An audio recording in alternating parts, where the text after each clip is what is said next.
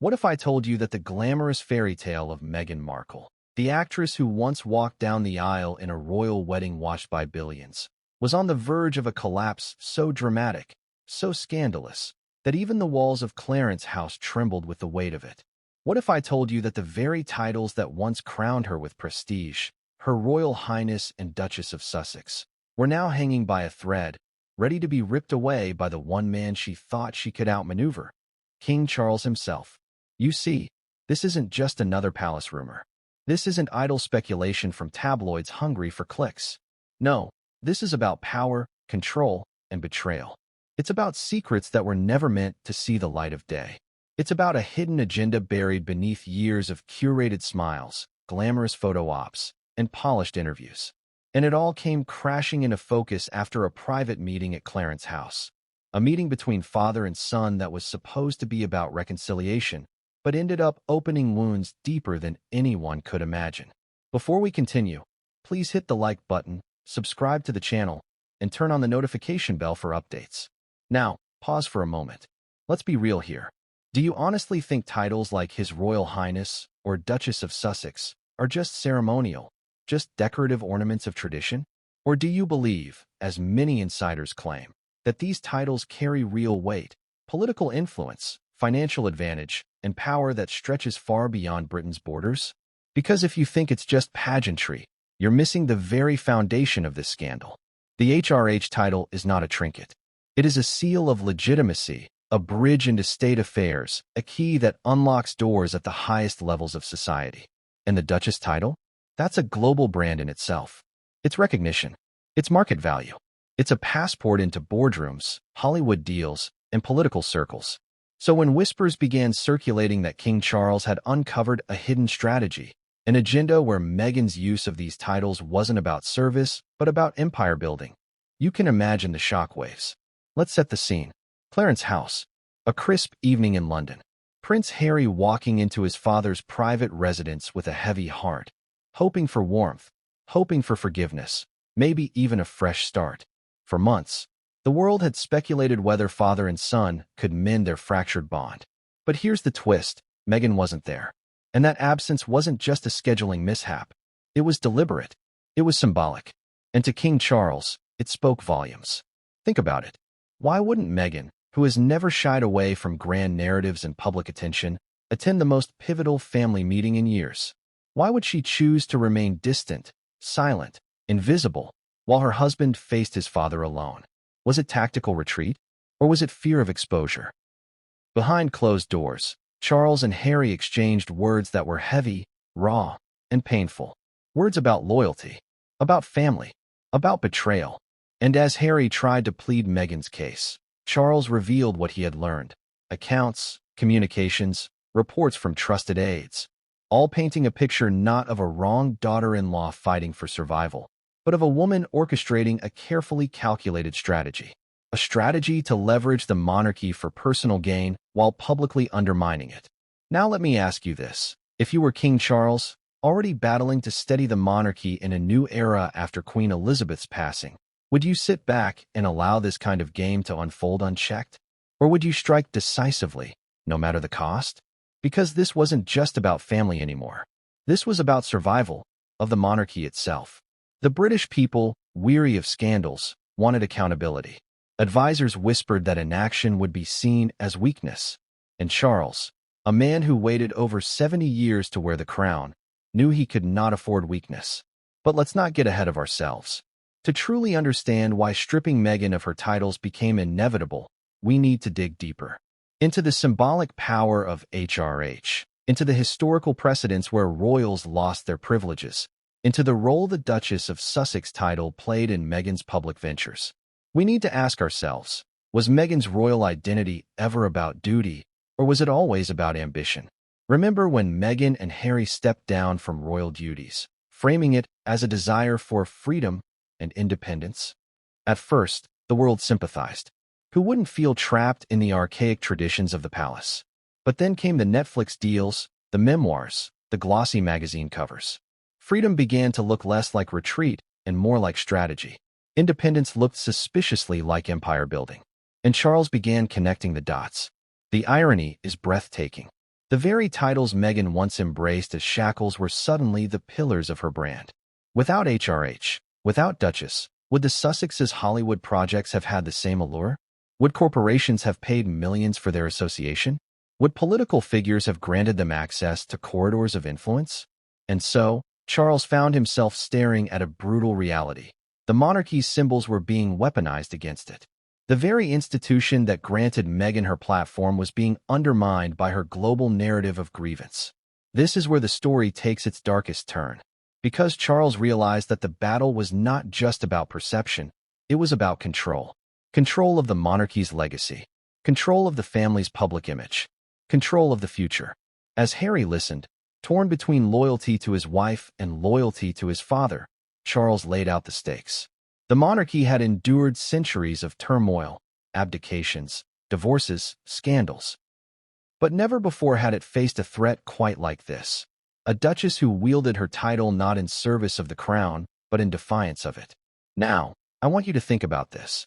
If Charles strips Meghan of her HRH and duchess titles, what message does that send to the world? Is it justice? Is it cruelty? Is it the only way to protect the monarchy from further damage? Or does it risk pushing Harry and Meghan further into open rebellion, cementing them as martyrs in the eyes of their supporters? These are the questions swirling around the palace corridors, whispered in hushed tones by advisors who know the stakes. And this is why that fateful Clarence House meeting wasn't just a family reconciliation, it was a reckoning. Because here's the truth. Titles may appear ceremonial, but they are weapons. They are shields. They are bargaining chips. And in the hands of someone with a hidden agenda, they can become tools of manipulation. Charles knew this, and when he looked at his son across that gilded table, he knew the time had come to act. But here's where the suspense deepens. Because Charles didn't just threaten. He didn't just warn. He made a decision that would send Meghan Markle into a spiral of rage, fear, and desperation. And Harry, caught in the middle, would face a choice that could tear him apart. And what was that decision? What shocking move did Charles unveil in that private meeting? Well, my friends, that's where our story takes a turn no one saw coming. Because what came next would change everything, and no one saw it coming. It all started with a simple question. Could a fractured father-son relationship ever be mended when the stakes were this high? Prince Harry, still reeling from years of media scrutiny, public judgment, and the invisible weight of royal expectation, found himself standing outside the iconic facade of Clarence House. The residence glimmered in the London evening, lights reflecting off its historic windows like a stage set for a drama that had been decades in the making. For Harry, the walk from the car to the front doors was heavy, laden with anticipation, doubt, and a twinge of fear. Would his father, King Charles, truly listen? Or would this meeting dissolve into the same cycle of resentment, anger, and misunderstanding that had plagued their relationship for years? Harry's life had become a series of public performances, each more scrutinized than the last. Every interview, every public appearance, every philanthropic gesture was parsed for intent, dissected for subtle messages about loyalty, dissent, or rebellion. He had tried to manage the fallout from Megxit, to explain the couple's desire for independence, and to shield his wife from the relentless glare of the media. But at this moment, all of that fell away. The focus was singular. Clarence House, his father, and a conversation that could define the next chapter of his life. Upon entering the residence, Harry was met with an atmosphere that was deceptively calm. The grand halls, lined with portraits of monarchs past, seemed to breathe the weight of history itself. Every corner whispered tales of power, duty, and sacrifice. And there, waiting, was Charles, calm, composed, yet carrying the weight of someone who had just discovered a truth too uncomfortable to ignore. The air between them was thick with unspoken questions. Could forgiveness truly be given? Could trust be rebuilt? Or was this encounter merely a prelude to another disappointment? Harry began cautiously, choosing his words with care. He spoke of regret, of his desire to reconnect, to heal wounds that had festered silently for too long. He recounted moments that had defined their separation, the constant media pressure, misunderstandings that had spiraled out of control, and the deep yearning to restore familial bonds. But every word he spoke was shadowed by an underlying tension, the elephant in the room that could not be ignored. Charles, ever the observer, listened intently. But his eyes betrayed a deeper concern, a storm of realization that had been building long before this meeting. For weeks, whispers had reached him through trusted advisors, letters and reports that painted a picture of a royal household quietly manipulated from within. Evidence had surfaced that suggested Meghan Markle's actions were not merely defensive or protective but strategic, calculated, and aimed at consolidating influence far beyond what Charles could have anticipated. The conversation then turned toward Meghan, whose absence was both noted and, to Charles, deeply telling. Why was she not here to participate in what should have been a moment of reconciliation? Was this absence a strategic move, a deliberate choice to manipulate the narrative from afar, or simply a calculated retreat in the face of confrontation? The king's mind raced with these possibilities, knowing full well that every detail mattered, every absence carried meaning. As the dialogue unfolded, the room became a crucible for truth, emotion, and revelation. Harry, torn between loyalty to his wife and responsibility to his father, found himself navigating a perilous path. He attempted to defend Meghan, to contextualize her actions, and to explain the pressures that had led to decisions that, from the outside, appeared self-serving. Yet Charles, armed with the knowledge of the hidden agenda, could see beyond these defenses. He saw the pattern, the intention, the calculated moves that suggested a larger strategy at play. Charles leaned forward, his voice measured but heavy with implication. He outlined the evidence that had come to his attention, communications that had been scrutinized, public statements that had been carefully orchestrated, and behind-the-scenes actions that suggested a broader agenda than anyone in the palace had realized.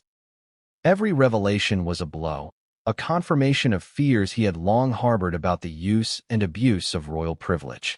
Harry, absorbing the weight of his father's words, felt a mixture of disbelief, defensiveness, and dawning understanding. He realized that this meeting was not simply about reconciliation, it was about accountability.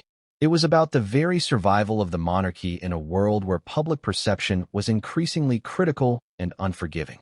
And in that realization, he understood the delicate balance he had to maintain. Support his wife while navigating the inevitable fallout of her actions, which were now under the piercing scrutiny of the king himself. The discussion then shifted to the symbolism of titles, the HRH and the Duchess of Sussex. Charles spoke with a quiet authority, emphasizing that these were not mere decorations but instruments of influence and expectation. The weight of these titles, he explained, extended far beyond ceremonial function. They were a bridge between the monarchy and the public, a key to legitimacy and respect, and a responsibility that could not be ignored. Harry nodded, recognizing the gravity of the situation and the magnitude of what was at stake. As the evening wore on, the tension escalated. The dialogue oscillated between personal reflection and strategic consideration, emotional appeal and pragmatic reality.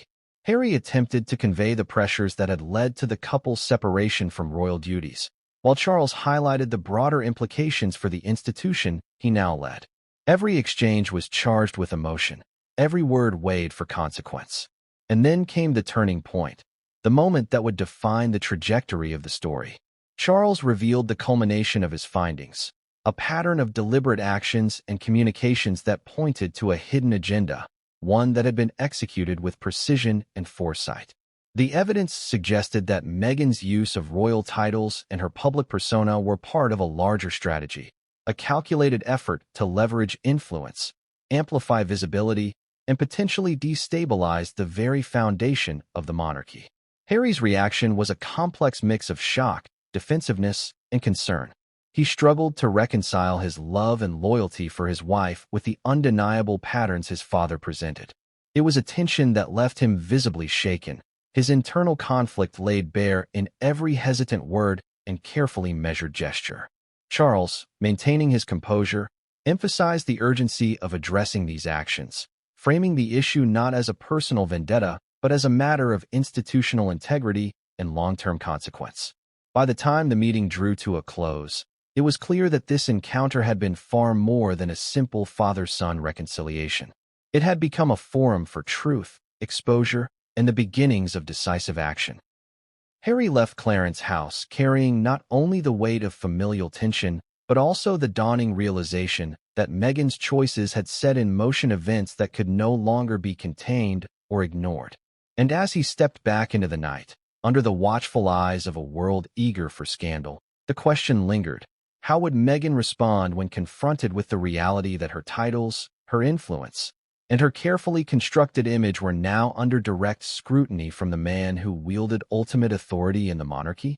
Because what happened next, the revelations, the decisions, the irreversible moves, would change the course of Meghan Markle's life, Harry's loyalty, and the monarchy itself. But what came next would change everything, and no one saw it coming. As the echoes of the Clarence House meeting lingered in the grand corridors, King Charles could not shake the unsettling clarity that had settled in his mind. The conversation with Harry had revealed more than fractured familial bonds. It had unveiled a pattern, subtle at first, but unmistakable once connected. It wasn't simply a tale of miscommunication, resentment, or misaligned expectations. No, this was something far more calculated, a blueprint that suggested a hidden agenda carefully orchestrated behind the veneer of royal civility. Charles had spent decades observing the intricate dance of power, influence, and loyalty within the royal family.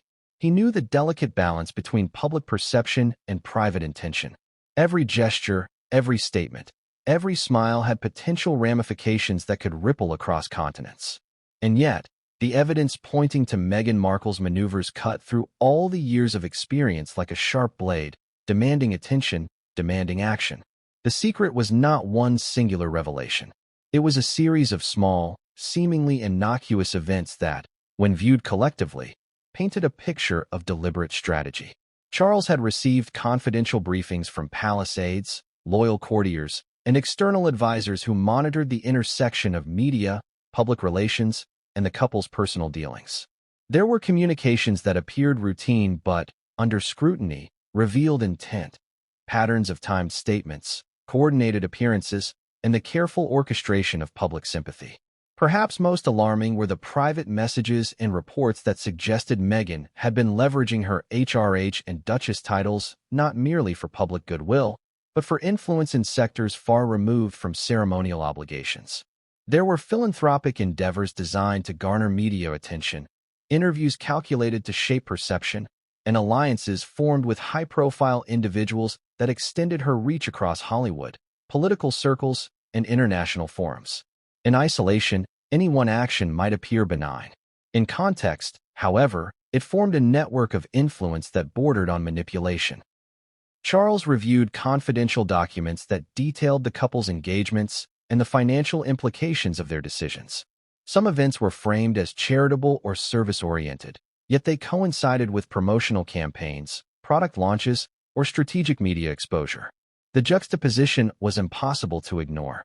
Here was a woman who had mastered the art of blending public duty with personal gain, using royal status as both shield and platform. And then there were the communications that revealed the most troubling layer of all, a deliberate narrative being crafted about the monarchy itself. Stories leaked to sympathetic journalists framed Meghan and Harry as victims of an outdated institution, constrained by tradition and suffocated by expectation. The messaging was consistent, persuasive, and meticulously timed to maximize public empathy. It was subtle, but the pattern was unmistakable to someone like Charles, trained in the language of influence and media strategy. What Charles couldn't ignore was the potential threat to the monarchy's integrity. If the public perception of Meghan and Harry as wronged parties became dominant, the crown itself would appear rigid, punitive, and out of touch. Titles, symbols, and privileges that had long conferred legitimacy and respect were now being wielded in a way that could undermine centuries of trust. And trust, Charles knew, was the currency upon which the monarchy's survival depended. The revelation was not just a professional concern, it was personal. Charles had always approached his role with a sense of duty, mindful of the legacy he would leave for future generations. Watching the institution he had prepared to inherit for decades being potentially manipulated struck at his core. It was a betrayal that transcended ordinary familial disagreement. It was a calculated challenge to the very order he had spent a lifetime upholding. In the days following the Clarence House meeting, Charles convened private consultations with trusted aides and advisors. He demanded meticulous analysis of every public statement, every engagement, every nuance that might indicate intent. The picture that emerged was both impressive and troubling. Meghan had demonstrated a remarkable capacity to navigate public perception, but in doing so, she had crossed a threshold. She was no longer simply a member of the royal family. She had become an architect of influence with ambitions that could conflict with the institution she had married into. Charles realized that the challenge was not merely about perception, it was about containment. How could the monarchy protect itself from internal actors whose ambitions were not aligned with duty? How could he preserve the dignity of the institution while addressing behavior that, if left unchecked, could erode public confidence? It was at this point that Charles began considering unprecedented measures. Stripping Meghan of her HRH and Duchess titles was no longer a hypothetical. It became a necessary consideration. The titles were more than ceremonial. They were symbols of authority, trust, and legitimacy. And if these symbols were being used in ways that conflicted with the monarchy's interests, their removal was not just appropriate, it was imperative. Charles also weighed the potential consequences of such action. Public backlash was inevitable. Critics would frame it as punitive, harsh, or personal. Meghan's supporters would decry it as an injustice, a violation of fair treatment. But Charles, with decades of experience in managing royal crises, knew that leadership sometimes required decisive and unpopular decisions. Preservation of the institution demanded prioritization of duty over sentiment. Yet, even as he formulated these strategies, Charles grappled with the human dimension. Harry's loyalty, his love for Meghan, and the genuine desire for reconciliation complicated matters. How would Harry respond to measures that directly impacted the woman he loved? How could Charles communicate his intentions without alienating his son, whose cooperation was crucial for any resolution? The stakes were immense, and the balancing act delicate. Meanwhile, the palace staff, ever attuned to undercurrents, began murmuring about the growing tension. Courtiers who had long served with discretion were now witnessing the convergence of family, power, and media influence in a way that left everyone uncertain. Discussions about public messaging, timing of announcements, and potential fallout intensified behind the closed doors of Clarence House. Every decision was scrutinized, every nuance analyzed. In private reflection, Charles acknowledged a painful truth. This confrontation was unavoidable. Meghan's actions, while outwardly subtle, had set the stage for a collision with institutional authority. The hidden agenda, once revealed, necessitated response. Delay or inaction would only embolden further manipulation and risk the stability of the monarchy itself. And so, the king made a commitment to act, strategically, decisively, and with a recognition of the broader consequences. He would ensure that the monarchy remained intact, that the principles of duty and legacy were upheld, and that no individual, regardless of status or charm, could compromise the institution's credibility. But as Charles contemplated the steps ahead, a troubling question persisted. How would Meghan react when confronted with the reality that her carefully orchestrated plans had been uncovered? How would Harry navigate the tension between loyalty to his father and loyalty to his wife? And most importantly, what irreversible choices were about to be set in motion, decisions that would ripple across the globe, shattering expectations and altering the course of royal history? Because what Charles had discovered was no ordinary secret. It was a revelation that would trigger a chain of events, exposing ambitions, alliances, and deceptions in ways no one could have predicted. And the moment of reckoning, when titles, influence, and trust would collide, was approaching faster than anyone realized. But what came next would change everything, and no one saw it coming. The HRH, His or Her Royal Highness, sounds like an honorific, a polite formality for ceremonial occasions. But for the British monarchy, it is far more than that. It is a symbol of trust, authority, and unquestioned legitimacy. Every letter written, every public appearance, every charitable act undertaken by someone bearing this title is not just a reflection of personal conduct. It is a reflection of the institution itself. And for Meghan Markle, what once felt like a crown of privilege had quietly become a double-edged sword. To understand why the HRH title still haunts the monarchy, one must look at history. Monarchs have long struggled with the tension between personal freedom and institutional responsibility. Every HRH carries with it a set of expectations: unwavering loyalty to the crown, strict adherence to protocol, and the understanding that personal ambition must never undermine the institution. These are not optional guidelines. They are the bedrock of centuries-old tradition, a covenant between the royal family and the nation. Yet, as Charles reviewed the evidence regarding Meghan's actions, the weight of the HRH title became painfully clear. To the public, it suggested status, influence, and privilege. But to Charles, it was a responsibility, a sacred trust. And he realized that this trust had been leveraged in ways that could not be ignored. For the king, the title was no longer a ceremonial adornment. It was a tool, a symbol that, if misused, could destabilize not only the public perception of the monarchy, but also the internal cohesion of the royal family itself. The HRH has haunted the monarchy before, often in subtle ways.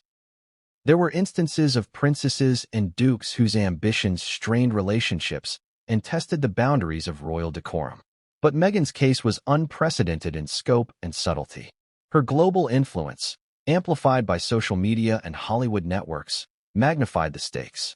No longer confined to the traditional circles of royal protocol, the HRH title had become a platform for shaping public opinion on a scale previously unimaginable. Charles knew that the HRH was not just about formality, it was about accountability. Every misstep, every misrepresentation, every strategic maneuver carried the potential to reflect poorly on the monarchy. And when a member of the royal family appeared to exploit that platform for personal gain, it risked eroding centuries of carefully maintained credibility. Public trust, once lost, is difficult to regain.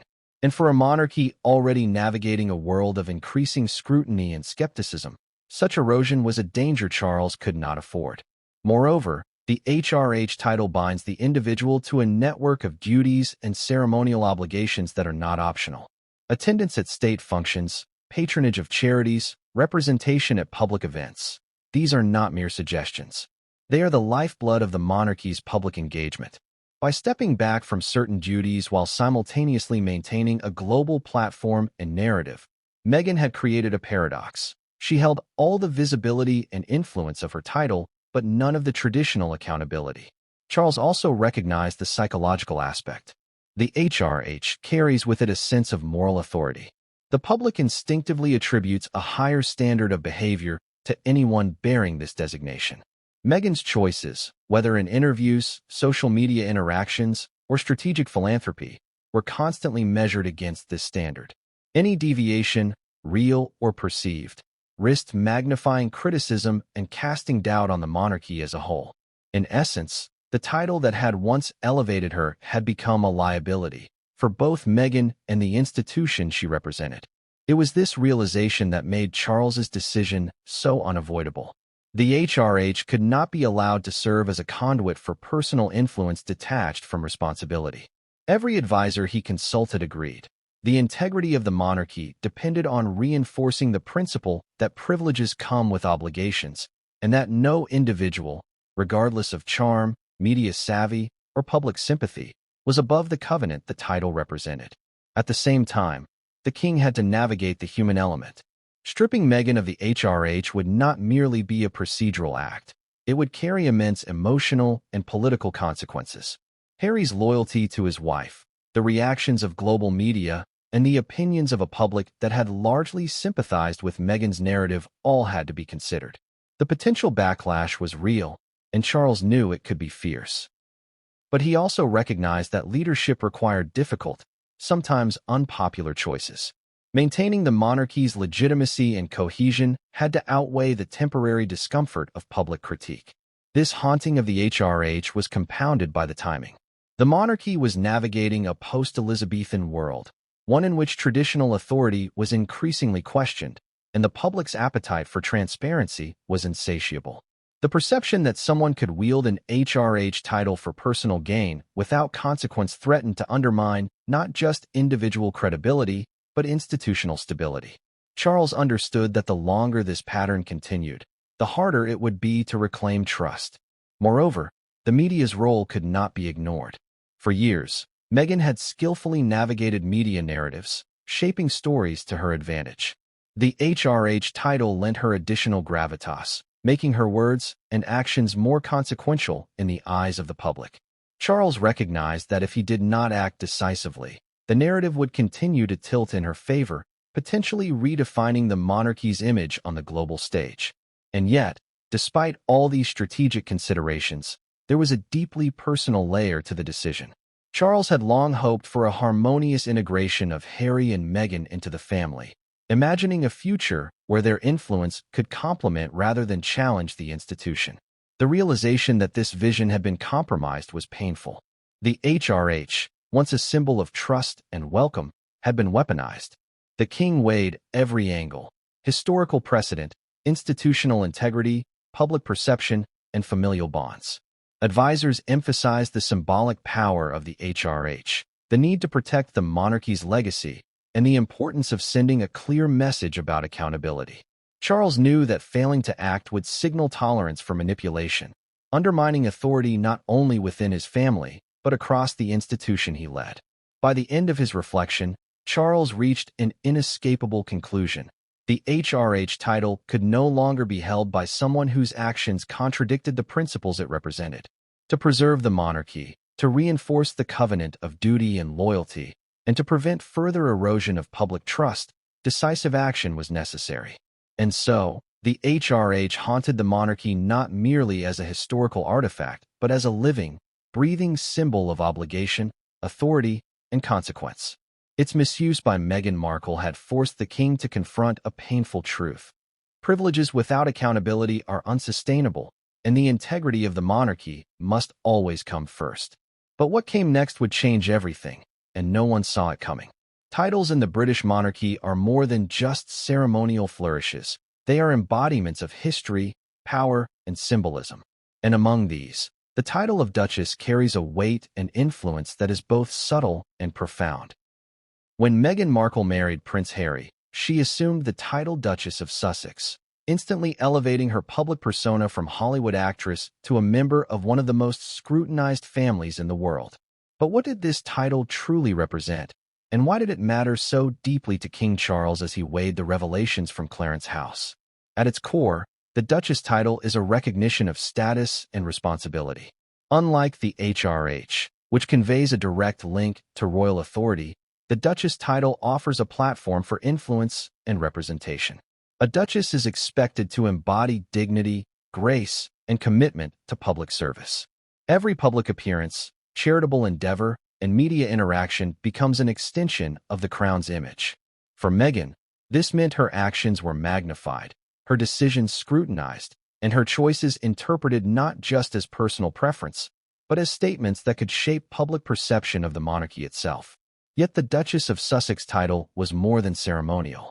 It represented a global brand, consciously or unconsciously cultivated over years of media attention and personal initiative. Meghan's engagements in philanthropy, fashion, and media were not isolated events. They were part of a larger narrative that positioned her as a figure of influence and modernity. The world watched as she balanced public service with a high-profile lifestyle, often blurring the lines between duty and personal ambition. In doing so, she wielded the Duchess title not just as a marker of status, but as a tool for shaping her own public identity. Charles, with decades of experience navigating the interplay between royal tradition and public scrutiny, recognized the dual-edged nature of this influence. The title could inspire goodwill, advance charitable causes, and foster connections across communities and nations. But in the wrong hands, or in the hands of someone leveraging it primarily for personal branding, it could also amplify strategic narratives that conflicted with the monarchy's interests. Meghan's calculated media appearances, strategic interviews, and selective public engagements suggested that she was aware of the power inherent in the title and knew exactly how to harness it for maximum visibility. The king's concern was not merely about optics, it was about authority. The Duchess title carries implicit endorsement. When someone like Meghan speaks or acts under that designation, the public assumes alignment with the monarchy's principles and values. Misalignment, therefore, becomes particularly damaging. Every carefully crafted statement could be interpreted as institutional policy. Every appearance could be seen as a reflection of royal priorities. For Charles, This created a delicate and high-stakes balancing act, the need to protect the integrity of the title while addressing behavior that contradicted its intended purpose. Moreover, the Duchess title holds symbolic resonance for the public. It evokes a sense of history, continuity, and connection to the lineage of the monarchy. The British people have long associated duchesses with charitable endeavors, social advocacy, and public service. Meghan's strategic use of the title, combined with her celebrity status, effectively turned her into a bridge between the monarchy and modern celebrity culture, a bridge that was powerful, yet potentially destabilizing. Charles understood that if this bridge were used to advance agendas at odds with the crown, the consequences could ripple far beyond the royal family. Part of the tension lay in perception versus reality. While the public often celebrated Meghan's charitable work and media savvy, Charles and his inner circle viewed these activities through a lens of institutional impact and loyalty. Were these efforts truly aligned with the monarchy's mission, or were they carefully calculated moves designed to expand personal influence? The answer, Charles believed, was increasingly clear.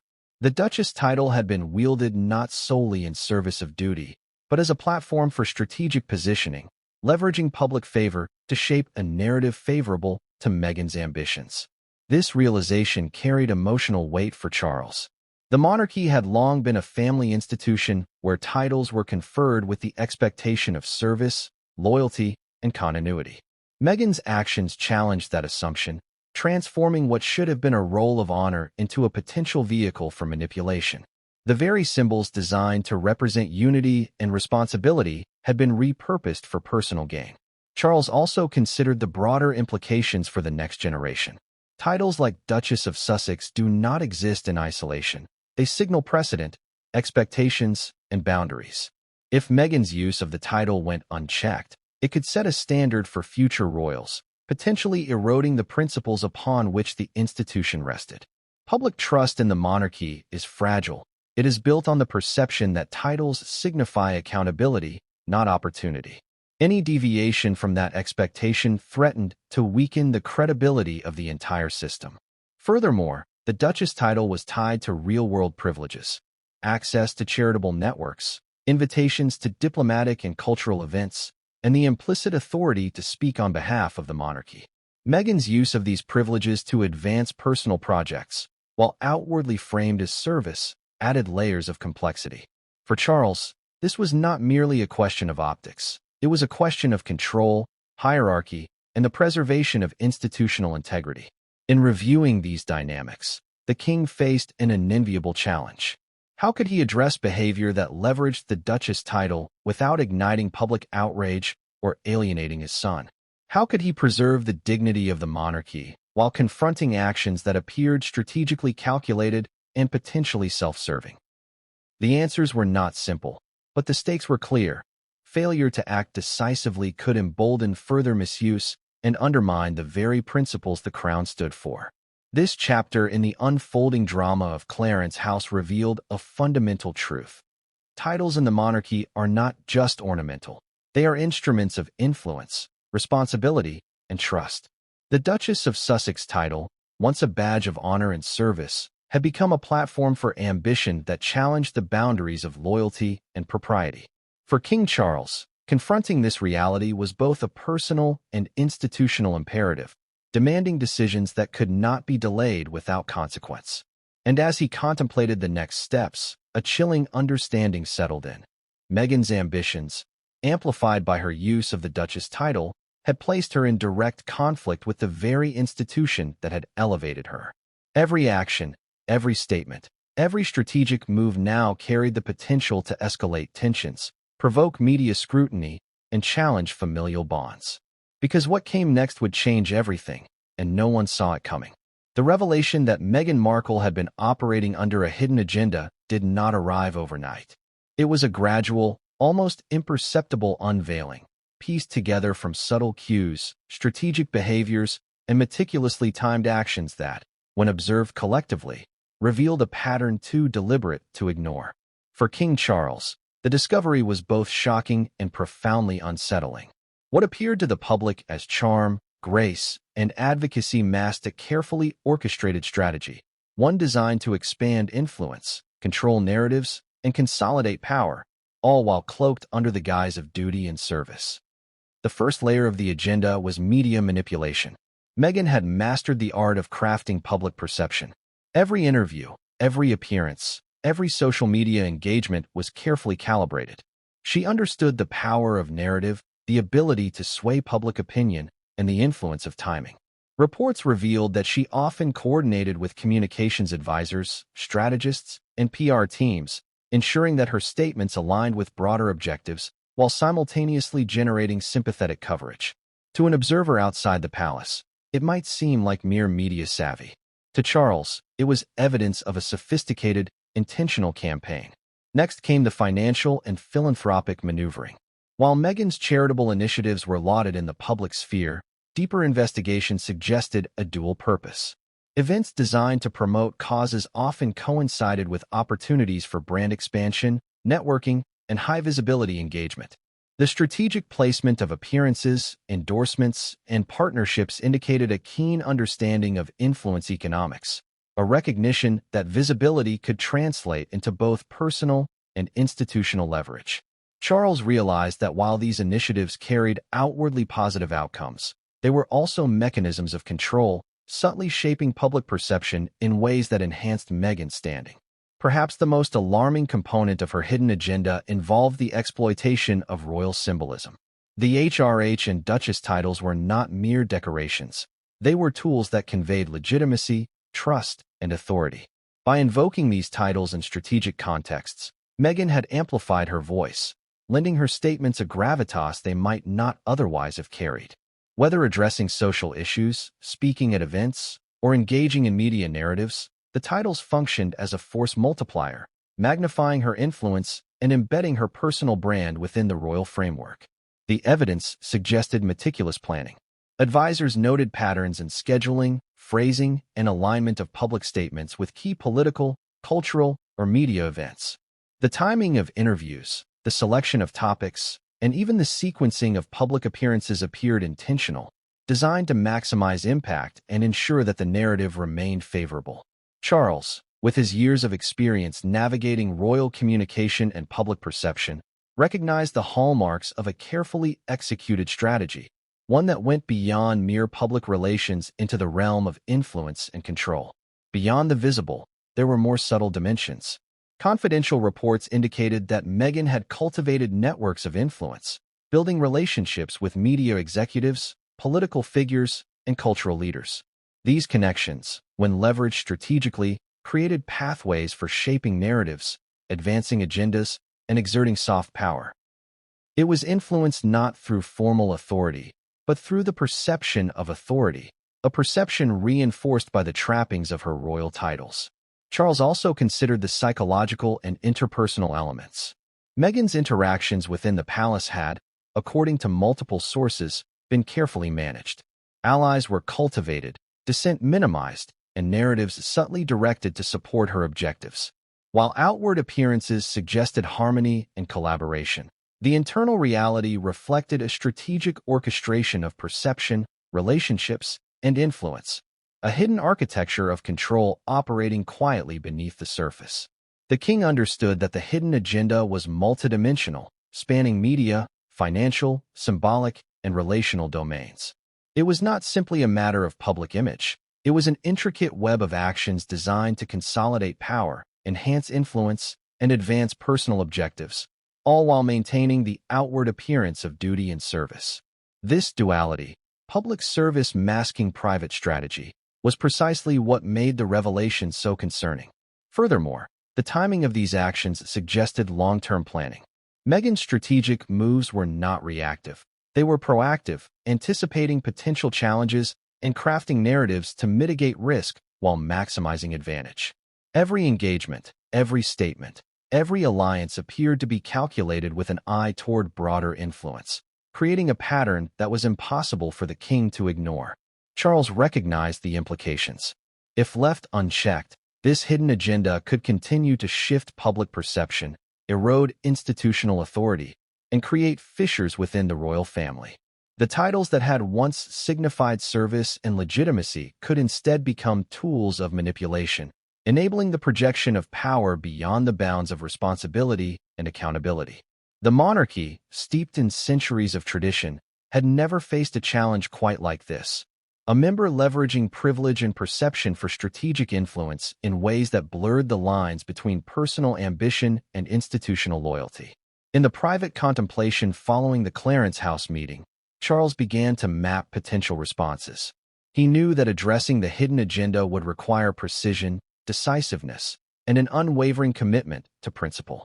Any misstep could exacerbate tension, provoke public controversy, or alienate his son. Yet inaction was not an option. The integrity of the monarchy demanded intervention, the restoration of accountability, and the reinforcement of the principle that privilege carries obligation.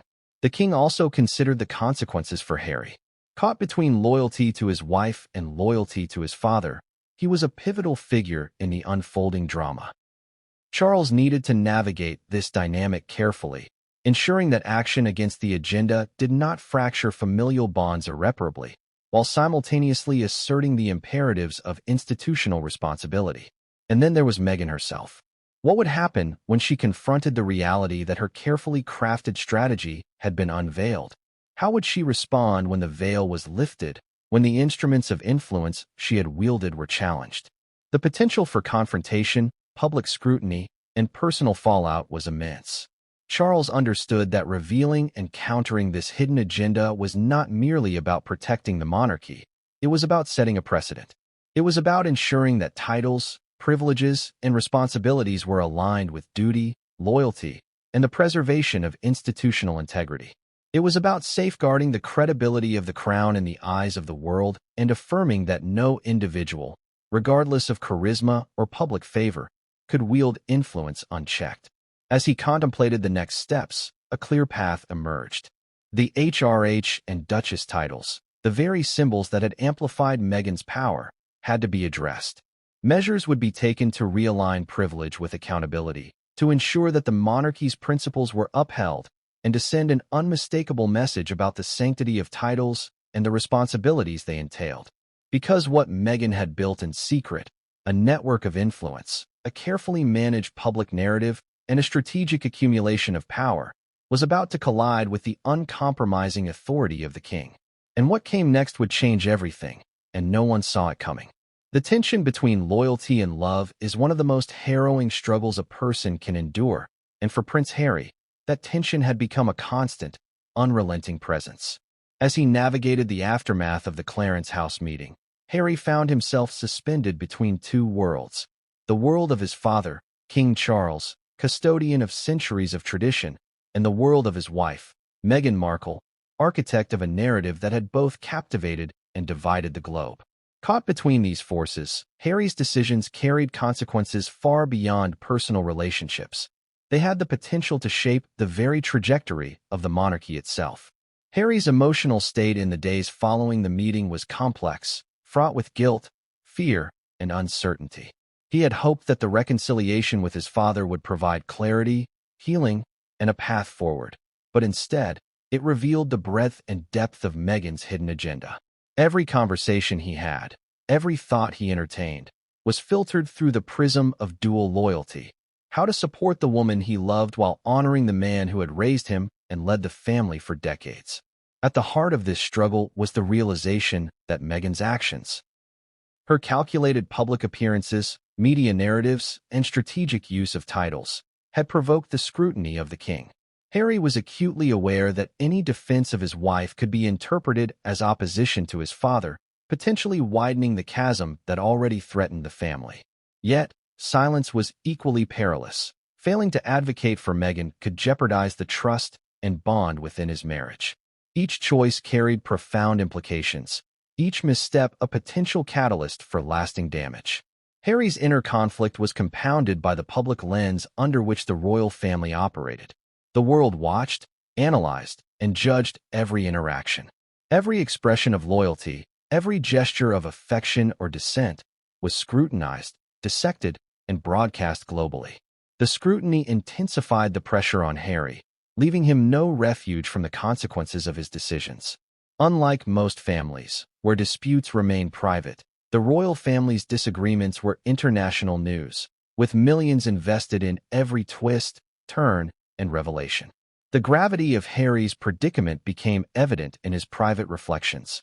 He recalled the early days of his marriage to Meghan, when their partnership had been rooted in shared ambition and mutual support. Together, they had navigated media attention, public appearances, and philanthropic efforts, often relying on each other as a buffer against scrutiny and criticism. Yet now, the very alliance that had been a source of strength had become a crucible of conflict. Meghan's strategic maneuvers, while advantageous in certain respects, had triggered the full attention of the monarchy's leadership, placing Harry in the unenviable position of mediator, protector, and potential obstacle simultaneously. Charles, for his part, recognized the delicate nature of Harry's position. The king was well aware that the son he loved was also a husband navigating the complexities of loyalty, ambition, and marital commitment. Yet, Charles could not ignore the implications of Meghan's hidden agenda. The integrity of the monarchy, the symbolism of titles, and the trust of the public were at stake. While Charles sought reconciliation, he also had a duty to confront behavior that threatened institutional stability. This dual responsibility, toward his son and toward the crown, defined the contours of the discussion. In private conversations, advisors emphasized the importance of clarity and firmness. They noted that Harry's emotional investment in Meghan could cloud judgment, potentially delaying necessary interventions.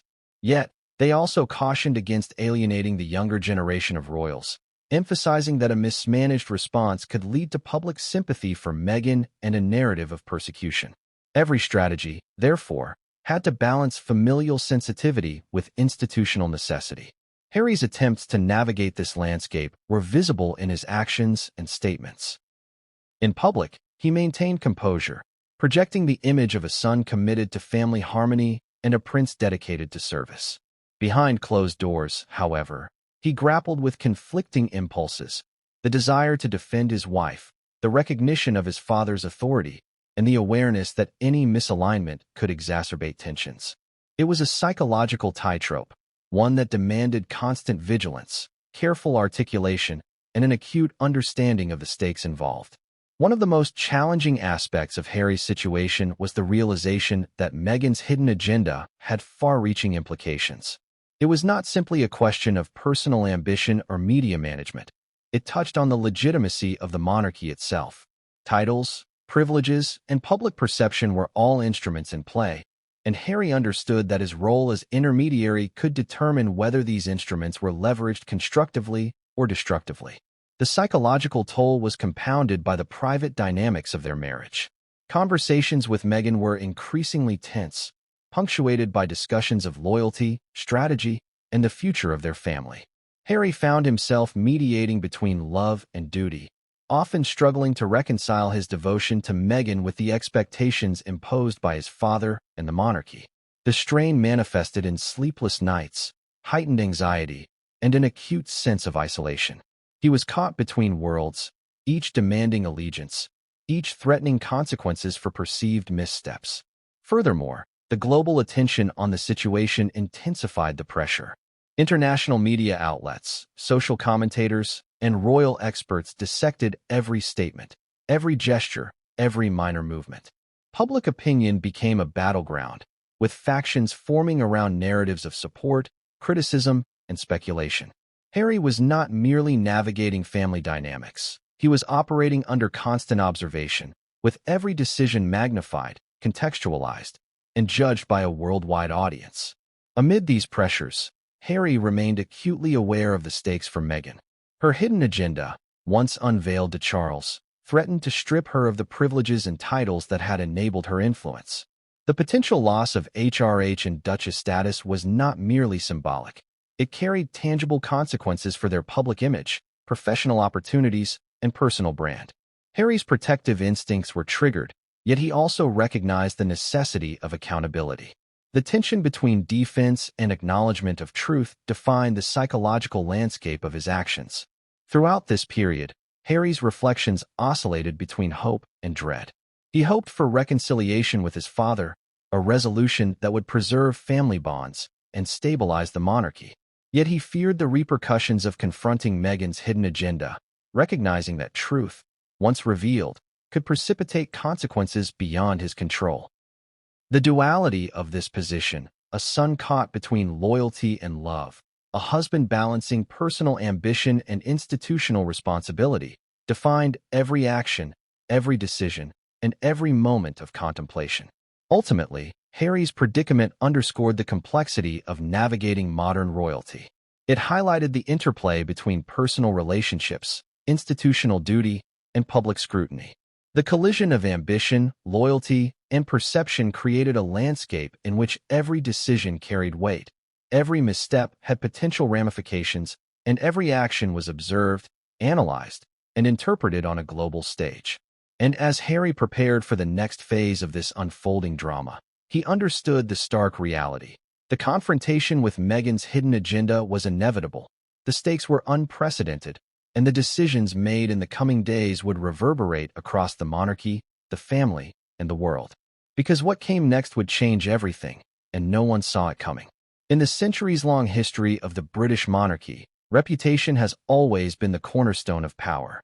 Titles, privileges, and ceremonial roles exist not merely as symbols of heritage, but as instruments of public trust.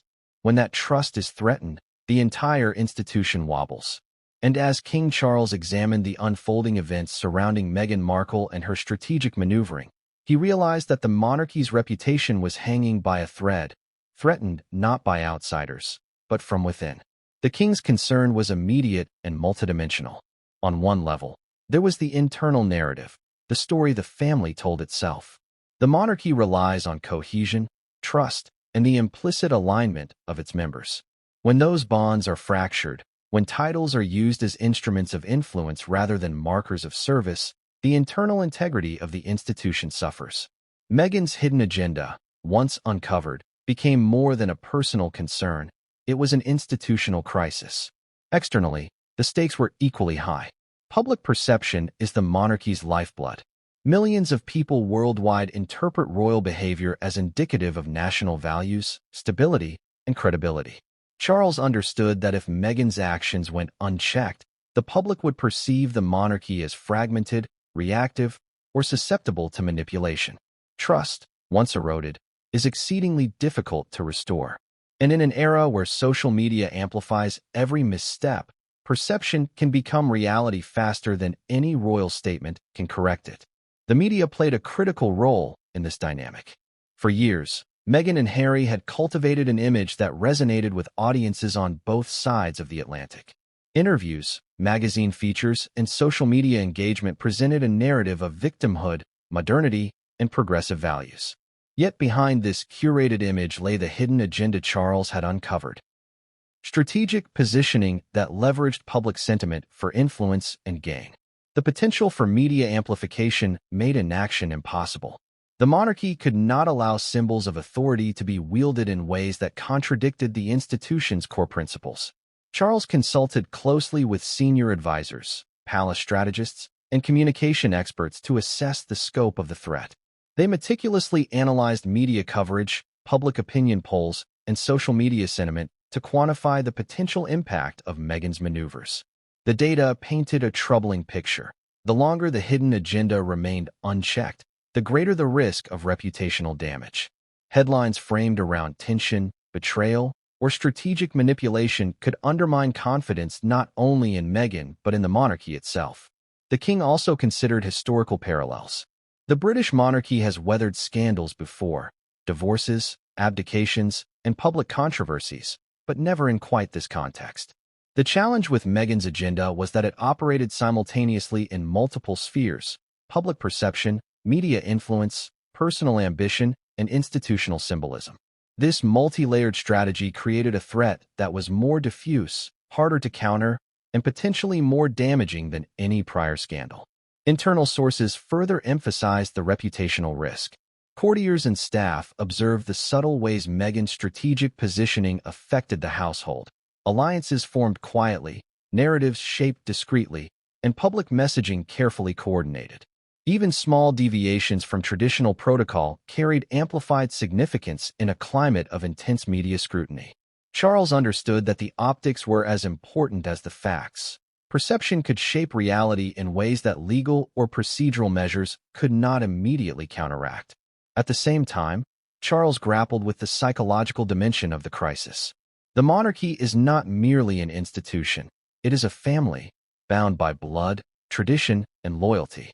Addressing Meghan's hidden agenda risked creating personal rifts, eliciting emotional backlash from Harry, and potentially polarizing public opinion.